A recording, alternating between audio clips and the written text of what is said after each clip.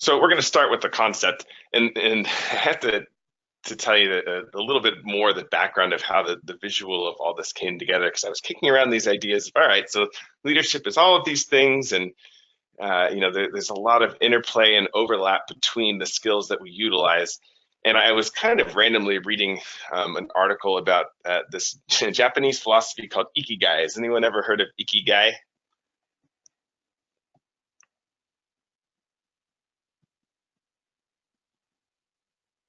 One person.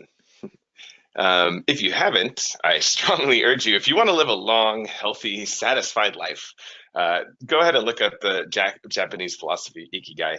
There's a bunch of studies around the world of the human lifespan and longevity and all the scientific research going into trying to figure out what it is, what sort of lifestyle could we possibly be living to help us live longer and more fulfilling lives. And so there's places in the world where this happens, and they call those blue zones. And one of the places where this happens is the Japanese island of Okinawa. And they have a whole life philosophy called Ikigai, which is about balance and purpose. And I was coincidentally looking through that as I was also trying to formulate a way to better understand and develop leadership. And so that's kind of where this whole dynamic leadership framework comes from. So this is a beautiful, if busy diagram, so I'm going to take you through it. We'll start with some of the outside circles, the four main circles, and then we'll kind of move inward and explain what all the arrows mean. But the idea here is that this is comprehensive, and like I said, it's drawn a little bit from Japanese Ikigai philosophy. So the idea in Ikigai is that we balance a lot of sometimes disparate or competing ideas in life, right? They could be the things that we love, the people that we love, the activities that we love, the work that must be done, the ways that we contribute to the world, right? All these different things are a part of us, inside of us all the time. And in that philosophy, they recognize there's an overlap between them. And I started to think about this, like, well, there's a lot of that in leadership too, isn't there? So I started to think about, well, what are the main things that we see in leadership, right? So you have to have some type of vision. Where are we going? What is this bright, beautiful future that I think we should be in? Do you agree with me? Do you want to walk there with me down that path towards this world that we're trying to create, this organization that we're trying to build, and the value that we're trying to bring to the world that we live in? So you have to have vision. Also, it's great to dream a dream, but you have to have some kind of technical skills at a minimum to be able to understand what would be needed, but also to perform the work that would be needed to get you there. So we have vision and technical skills, and we'll talk about the overlapping areas in a little bit here. And then on the other side, we have performance management, right? I might have these technical skills, but I want to be sure that they're being executed as well as they can when they're supposed to be executed in the manner in which they're supposed to be executed. And then at the bottom there, we have emotional intelligence, right? I need to understand myself. I need to understand others. And so you've probably seen all of these before. But I started to notice that there's a lot of ways where these things overlap at deeper levels into the activities that we partake in as leaders. So let's look back at the top next to vision. We have team development and team motivation, right? But you'll also see that this overlaps with the other circles of emotional intelligence and performance management. So there's times where we need to integrate emotional intelligence into our vision as well when we're communicating it, right? In that speech about change that we're going to bring to an organization. So if I have vision, I need to use that vision to help develop my team. I need to think about their technical skills that they need to execute.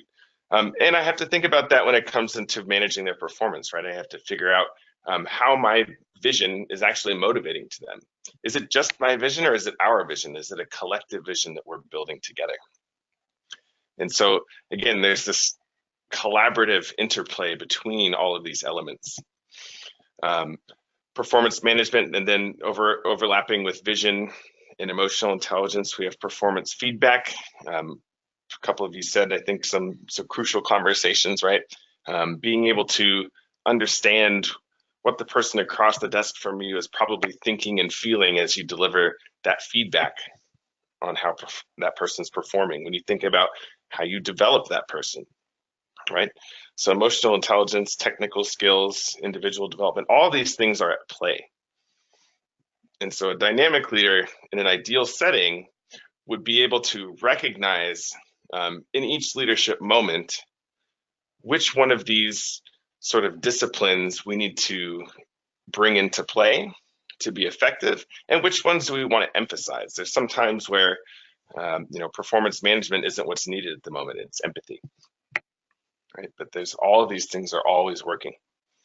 And so our goal with dynamic leadership is to start by teaching people just to be able to differentiate and identify in each leadership moment.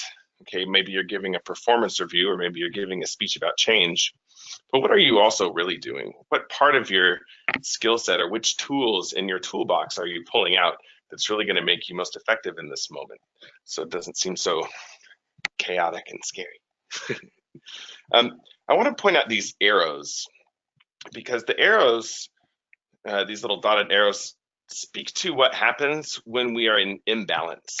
If we rely too heavily or prioritize certain aspects or certain tools in our tool belts, and we lose the balance of bringing in some of the other ones. So we can start at that top left one: dreams and ability, but no attainment. So if I have a great vision of the bright, beautiful future I want to live in, I have all the technical skills and knowledge that I need to get there, and I have all kinds of emotional intelligence and empathy oozing out of me, but I'm not tracking and managing the performance, then we're not really going to be able to achieve anything. It all sounds nice, it looks good on paper, but I'm not actually able to achieve anything.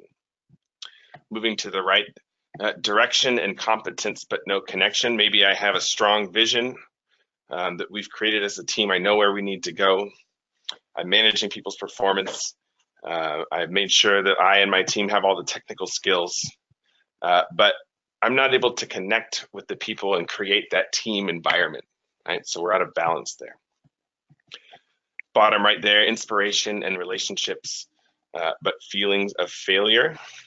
So I have vision, I know where we're going, I'm managing performance, I have strong emotional connection with people and my team, but we aren't actually equipped. We aren't competent enough at doing our jobs. So we'll probably encounter failure a lot and make the dream feel unattainable. And then bottom left there, capable and hardworking without satisfaction.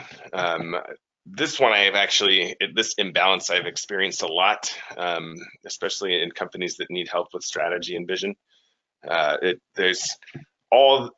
work with really smart people. I've heard that a bunch. We have perhaps a very structured and, well-designed performance management system. We all really like each other, but at the end of the day, we don't really know where we're going.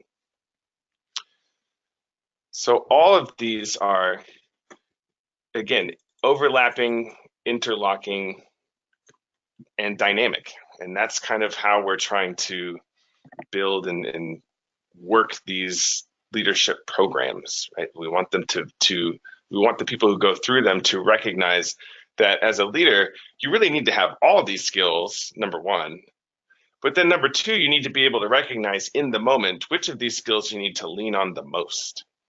And so that's what dynamic leadership is, and that's what